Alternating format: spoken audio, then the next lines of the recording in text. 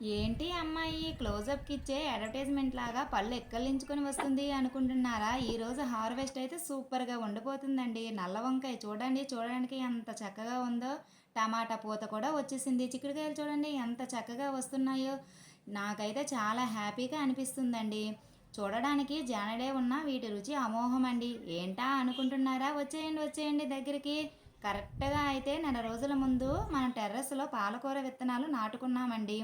ఈ రోజుకి ఇలా ఉన్నాయండి. వీటికి పాలకూర అని పేరు ఎలా వచ్చిందో నాకైతే తెలియదు కానీ ఉన్న ఆకుకూరల్లో వీటికున్న డిమాండ్ దేనికి లేదండి.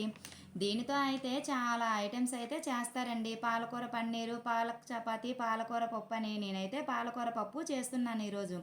ఇప్పుడైతే తోటకూర చూద్దామండి. తోటకూర అయితే ఎంత చక్కగా ఎంత గ్రీన్గా ఉందో చూడండి. ఇదైతే గ్రీన్ తోటకూర కాదండి, ఎర్ర తోటకూర. చూడండి ఎంత చక్కగా ఉందో.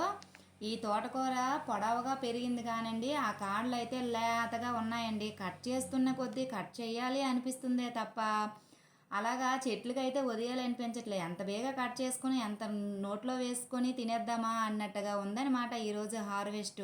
చూడండి ఎంత చక్కగా తోటకూర అయితే ఉందో. ఇప్పుడైతే నేనైతే తోటకూరను హార్వెస్ట్ చేసేస్తున్నాను.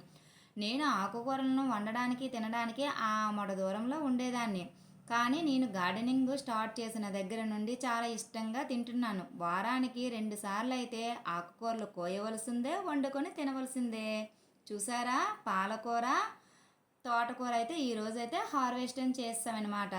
ఏ ఆకుకూరలమ్మా ఆకుకూరలు మీకు కావాలా నాయన ఆకుకూరలు? మీరు కూడా గార్డెన్ స్టార్ట్ చేసి నాలాగా వారానికి 2 సార్లు ఆకుకూరలని వండుకొని లొట్టలు వేసుకొని తినేయండి. చూడండి ఎంత చక్కగా ఉన్నాయో ఆకుకూరలు. Thank you friends, bye.